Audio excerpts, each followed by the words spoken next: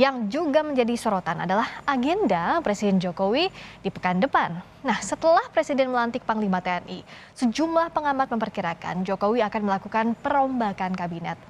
Kepala Departemen Politik dan Perubahan Sosial CSIS, Arya Fernandes mengatakan, 2 tahun pemerintahan Kabinet Indonesia Maju akan jadi momen bagi Presiden Joko Widodo untuk melakukan evaluasi kepada menterinya. Pergantian Panglima juga akan jadi momentum perombakan kabinet. Presiden Jokowi menurut Arya akan mengakomodir PAN yang baru bergabung dalam koalisi kabinet. Selain itu, Jokowi juga kemungkinan akan menempatkan Marsikal Hadi Cahyanto yang tak lagi menjabat Panglima dalam kabinetnya.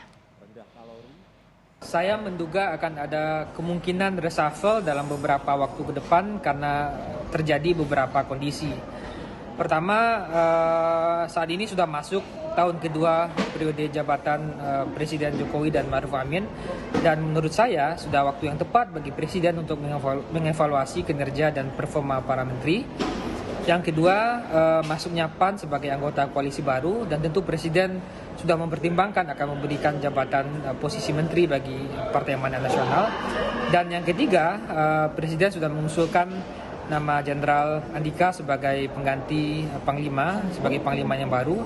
Tentu saya juga menduga Presiden akan memberikan Seiring rencana pelantikan Panglima TNI pekan depan muncul kabar perombakan kabinet seperti yang kami sampaikan tadi, bahwa kabar ini dipicu sejak Agustus lalu sesaat setelah Partai Amanat Nasional bergabung dalam deretan partai koalisi. Selama saya bertugas di istana juga banyak sekali kabar yang muncul PAN ini akan masuk sejak Agustus lalu. Dan Jokowi selama memimpin Kabinet Indonesia Maju saudara setidaknya telah melakukan 2 kali perombakan kabinet.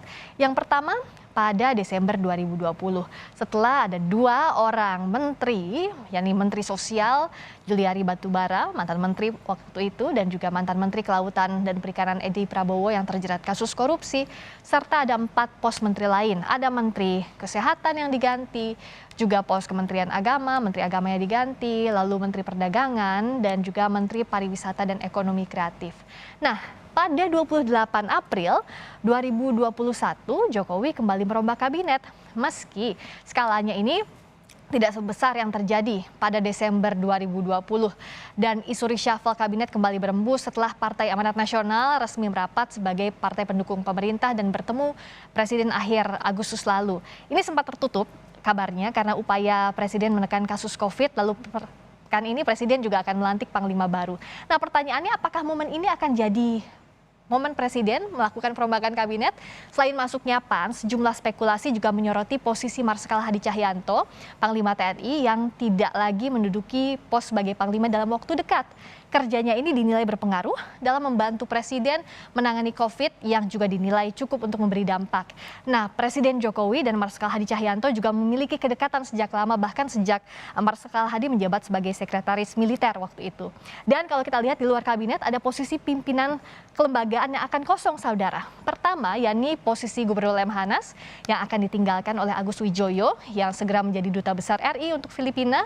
Kita lihat posisi kosong lainnya yang akan segera terjadi, yakni Kepala BNPB saat ini diisi Letjen Ganip Warsito, akan memasuki masa pensiun pada 23 November mendatang, dan Presiden tentu harus mulai mencari pengganti Letjen Ganip pada pekan ini. Nah, posisi Kepala BNPB sebelum Letjen Ganip diisi oleh Jenderal Bintang 3 TNI Angkatan Darat. Jadi siapakah Jenderal Bintang 3 yang akan mengisi posisi ini? Kalau kata Mensesnek Pratikno, sebenarnya terakhir belum ada rencana untuk perombakan kabinet, dan biasanya kalau reshuffle ini terjadi sekitar 1 sampai 2 hari sebelumnya baru bisa dipastikan. Kita akan nantikan.